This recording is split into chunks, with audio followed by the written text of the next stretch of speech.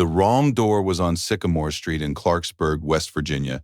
Third house from the corner, brown aluminum siding, a porch light that had been left on so long the bulb had gone from white to yellow without anyone noticing, and Staff Sergeant Reese Calloway knocked on it at 6:15 on a November evening because the address on the volunteer welfare check form said 14 Sycamore, and he was standing in front of 41 Sycamore and had misread it in the dark. In the truck at the curb, Mac lifted his head. He stood. He came to the passenger window, and the sound that came from him was low and searching. Not alarm, the sound of a dog locating something at the edge of his range and deciding it requires attention. The porch light came on. The door opened 4 inches on a chain, and what Reese saw through that 4-inch gap, the specific quality of the air inside, the particular silence behind the figure who had answered the way the chain had not been unhooked from the inside, but had been installed to keep someone from opening the door any further than this, was something he could not unknow once he had seen it, and something he understood, in the first 5 seconds of standing on that wrong porch, that he was not going to walk away from. What that Marine and his K-9 found before that night was over would surface a secret that had been living behind that brown aluminum siding for 2 years, a secret that a careful, patient man had constructed so quietly that no neighbor on Sycamore Street had thought to look at it straight. If this is your first time here, stay with me through this one. This channel exists for stories exactly like this, and you'll want to be here for everyone that follows. Reese Calloway was 34 and had been doing welfare checks for the Harrison County Veterans Outreach Office for 8 months, which was long enough to understand that the work was not what he had expected, and short enough that he had not yet stopped being surprised by what it asked of him. He was from Clarksburg himself, born at United Hospital, raised on the west side in a house that was gone now, replaced by a parking structure, and he had gone into the Corps at 19 specifically to leave, which was a reason he had not understood until he came back and found that the leaving had made the staying possible in a way it hadn't been before. He had done 2 deployments, one to Ramadi, one to Helmand, and come back with the quality of attention that forms in men who have spent time in environments where not noticing things has consequences. He noticed everything. He had not always known what to do with what he noticed. The outreach work gave him a structure for that, a place to put the noticing that was useful rather than merely relentless. He had signed up to bring dinner to a veteran on the east side of town and had written down the address in bad light and ended up on the wrong block and knocked on the wrong door at 6:15 on a Tuesday. And that was where the story actually began, which is how most stories actually begin. Not at the moment of decision, but at the moment of accident that precedes the decision. Mac was a 4-year-old Dutch Shepherd, 68 pounds, brindle-coated, with a face that strangers found hard to read and Reese found entirely legible. He had been a single-purpose detection dog in the Corps before a knee injury sidelined him from deployment work, and the injury had healed well enough that Mac's career limitation was operational rather than physical. He ran like the dog he had been, but the paperwork said otherwise, and Reese had adopted him through a program in Morgantown the year after he got out, and the two of them had settled into each other with the ease of people who have been in similar rooms before and know how to share the space. Mac was precise without being rigid. He was alert without being anxious. He had one habit that Reese had never fully explained and had stopped trying to. When Mac was in the truck and something on the street needed attention, he went to the window and made a sound that was not any of the sounds he made in other contexts. Not his working sound, not his alarm sound, not his play sound. A specific, searching tone that meant something is here that you haven't seen yet. He was making it now. The woman in the doorway was in her 60s. Reese could see that much through the gap. Dark hair going gray at the temples, wearing a house dress, holding the door at the full extent of the chain with both hands, one on the door, one on the frame, as if she were holding it open against a wind that only she could feel. Her eyes went to Reese's face, and then to his jacket, the Harrison County Veterans Outreach logo, and something in her expression moved, not toward relief, not quite, but toward something that had been waiting a long time for a specific kind of permission. "I'm sorry to bother you," Reese said. "I think I have the wrong house. I'm looking for 14 Sycamore." She looked at him for a moment, then she said very quietly, "You do have the wrong house." She did not close the door. Reese waited. "But it doesn't matter," she said. Even quieter, "There's no one at 14 Sycamore anyway." A sound from somewhere inside the house. Not a voice, not a crash. A sound like something set down carefully by someone who was moving carefully. The specific carefulness of a person who does not want to be heard. Mac had gotten out of the truck. Reese had not heard the door open.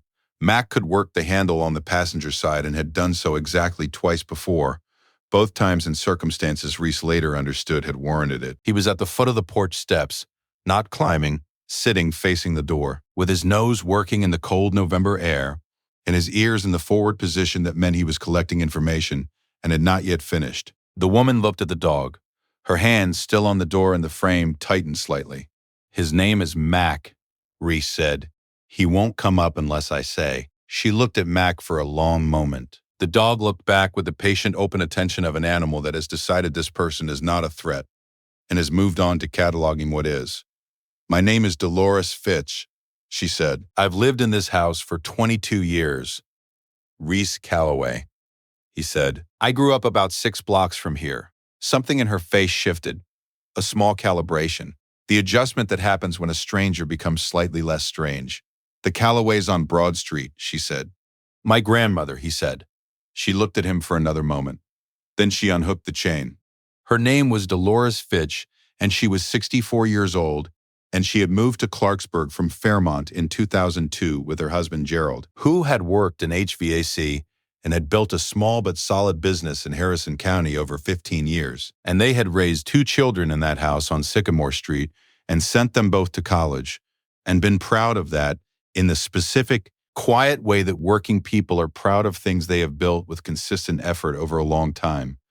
Gerald had died of a heart attack in 2019. Fast. No warning. On a Wednesday morning in March, and Dolores had done what Dolores did with everything, which was hold herself together and handle what needed handling and not ask for more than she needed and get through. She had gotten through. She had been getting through. Her son Marcus lived in Columbus and called on Sundays. Her daughter Patrice lived in Pittsburgh and called more than that, twice a week, on Tuesdays and Fridays, calls that had recently become careful and circling in a way Dolores recognized and had not yet decided what to do about.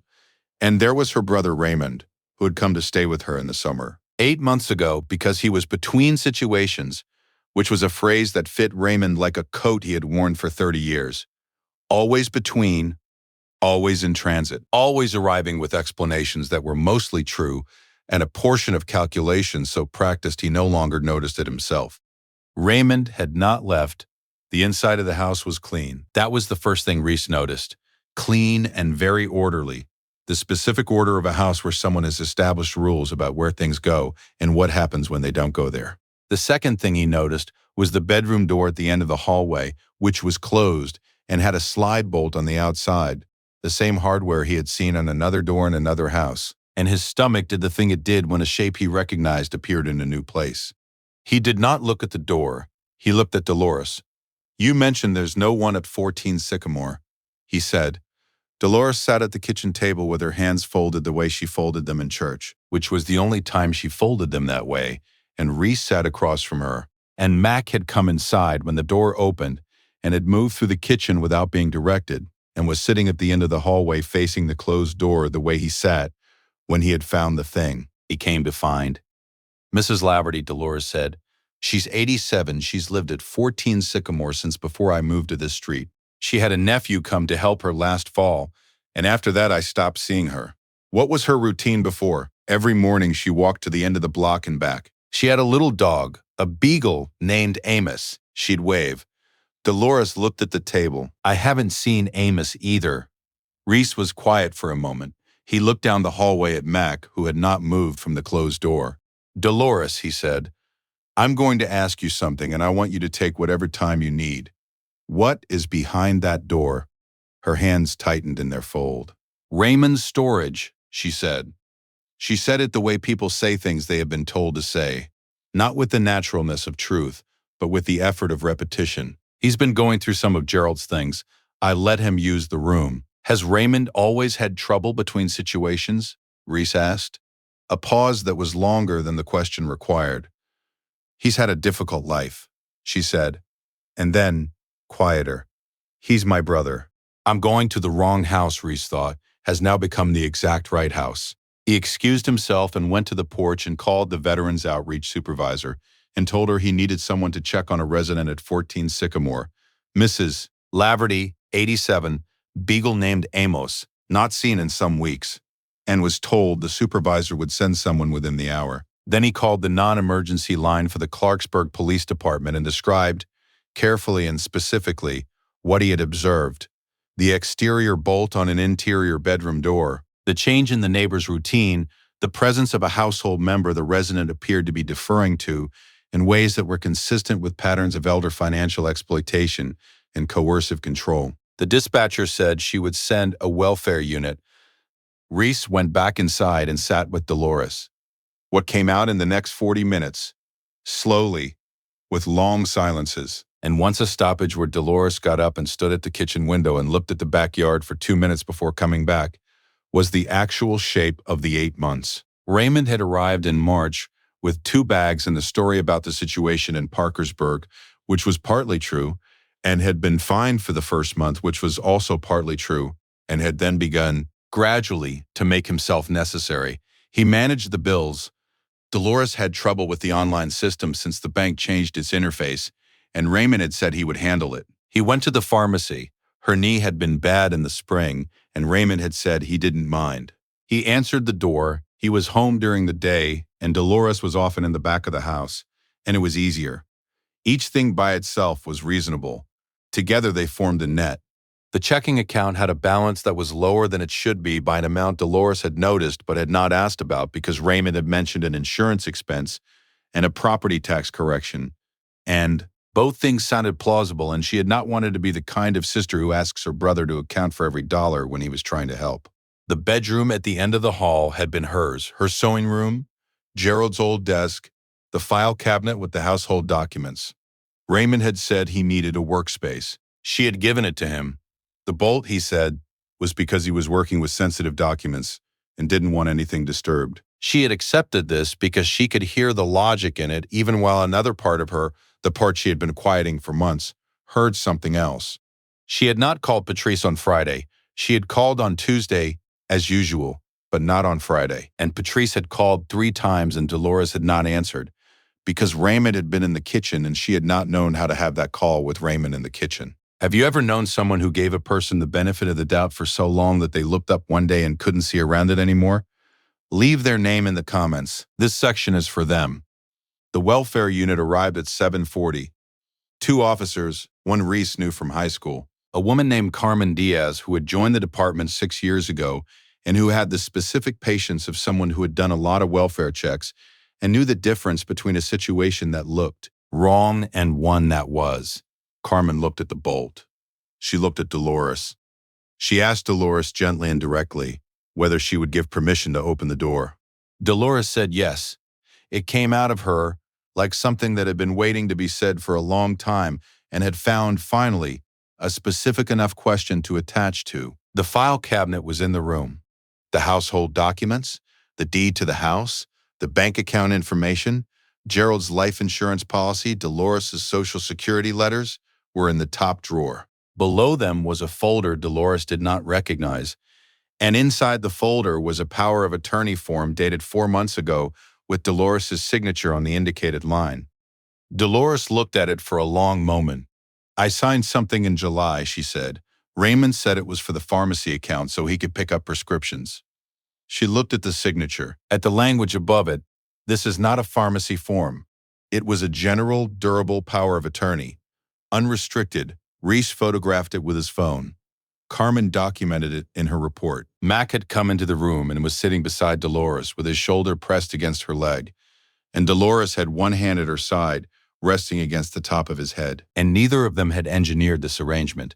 It had simply happened. Raymond came home at 8:15.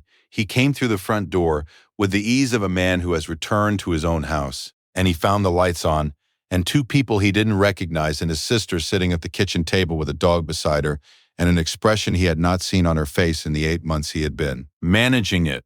The expression was not anger, it was clarity. The 2 things can look similar from a distance. He looked at Reese. He looked at Carmen. He looked at Mac. Mac rose from beside Dolores and moved to the kitchen doorway, between Raymond and the table, and the sound from him was fully present before Raymond had taken another step.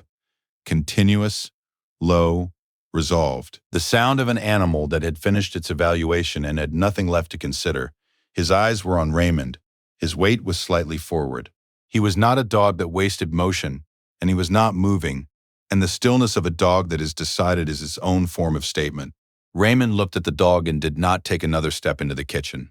"Raymond," Carmen said in the level, unhurried voice of someone who has done this before, "I'd like you to have a seat."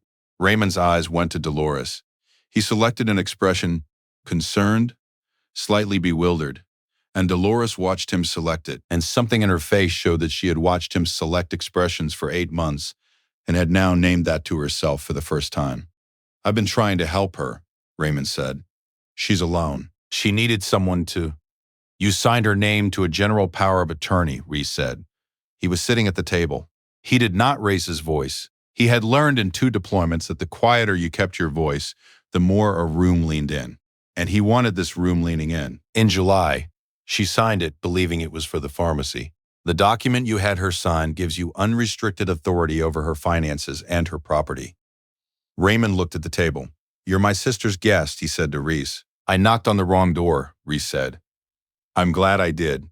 He looked at Dolores. She was looking at Raymond with the expression she had been assembling for 8 months without knowing she was assembling it. The full, clear, undeflected look of a woman who has seen something plainly and will not now pretend she hasn't. "You took Gerald's desk out of that room," she said, not loudly, with the precision of a woman who has decided to begin with a specific thing and will work from there. "I asked you where it went, and you said you moved it to the basement. It's not in the basement." Raymond said nothing. "Where is Gerald's desk, Raymond?" It was not a question. It was the sound of a door that has been closed for 8 months, opening. Raymond had sold it. The desk, 2 pieces of Gerald's woodworking equipment from the garage, and a set of sterling silver candlesticks that had been Dolores's mother's, purchased at a resale shop in Bridgeport by a man who had later, when contacted by Carmen's follow-up investigation, described Raymond as a man who seemed to be in a hurry and did not want a receipt. "You took Gerald's desk." 6 words. The first specific thing named in front of a witness. The thing that stood for all the other things. The desk that had been Gerald's. That had been in this house since Gerald bought it in 1987 for the business and brought it home when the business ended and sat behind it on Sunday afternoons doing the crossword in the particular way he did crosswords, which was to do the across clues first and the down clues second, and to read the finished puzzle to Dolores at the end, which she found maddening and which she would give approximately anything to hear again. "You took Gerald's desk." Mac watched Raymond until the officer who arrived at 8:40 escorted him to the porch and then to the car at the curb. He watched the porch door close. He watched the window. He did not stop watching until the car was gone from the street. Then he walked to Dolores and put his head in her lap. She held it there with both hands for a long time. Patrice arrived from Pittsburgh by 11. She came through the door and went to her mother and held her for the length of time that the situation required, which was considerable, and then she sat at the kitchen table and looked at the power of attorney document and the bank statements Carmen had pulled from the folder in the room at the end of the hall, and she was quiet for a long time, with the specific quiet of someone calculating damage she is going to spend the next year repairing. The power of attorney was challenged the following week by an elder law attorney in Clarksburg, who said the document had issues of disclosure and capacity that were worth examining closely, which was a careful way of saying what she found when she examined closely. The bank account had been accessed 9 times in 4 months for withdrawals that totaled $11,000. Raymond was charged with financial exploitation of a vulnerable adult under West Virginia Code. Whether he would stand trial or plead was still being worked out 6 months later. The desk was not recovered. The candlesticks were. The officer who had been sent to 14 Sycamore found Mrs. Laverty inside, confused and thin, with a dog named Amos, who was neither confused nor thin and was stationed at the door of her bedroom and greeted the officer by barking 3 times and then sitting, as if he had been waiting for exactly this knock. The nephew was located. His situation was, as it turned out, a separate matter for a separate set of authorities. Reese drove out to Sycamore Street on a Sunday in February. The porch light had a new bulb, white, bright, chosen. Dolores answered the door the full way, no chain, and made him sit at the kitchen table and drink coffee and eat a piece of pound cake she had made that morning from a recipe in a notebook she had gotten back from the room at the end of the hall, which was her sewing room again, which had a window she had opened for the first time in 8 months to let the cold February air through, because the room had needed it. Max sat beside her chair for the whole visit. Dolores fed him a corner of the pound cake, which Reese started to object to and decided not to. Some things a dog earns. There are moments that feel less like coincidence and more like arrangement. Reese had misread a number in the dark on a November evening and knocked on a door he was not supposed to knock on. And a dog in a truck at the curb had stood up and worked the door handle for the second time in 4 years, and a woman had held a chain 4 inches open and not let it close. He had not planned to stop. He had stopped because the address was wrong, and the address being wrong was in the way these things sometimes work, the most precisely correct thing that had happened all night. He had knocked on the wrong door. It was exactly the right door. What Reese Calloway did that November evening on Sycamore Street in Clarksburg, West Virginia, was not extraordinary in the way we usually mean the word. He misread an address. His dog got out of the truck. He stood on a porch and looked through a 4-inch gap and could not unknow what he saw. He had the same hours as anyone else. He simply could not walk away from a shape that was wrong. He simply did not walk away. This story is for every Dolores who gave someone the benefit of the doubt for so long that they forgot they were allowed to take it back. And for every person who has knocked on the wrong door and found that the wrong door was where they were supposed to be all along. Is there someone in your life who needed someone to notice, and someone did? Or someone who needed it and no one came soon enough? Leave their name below. And if you've ever been the person who showed up when they weren't sure they were supposed to be there, tell me about it. This section is for all of them. Every story on this channel is about choosing not to look away. If that stays with you, subscribe. There are more of these and you'll want to be here. Which moment in this story will stay with you? I'll see you in the comments.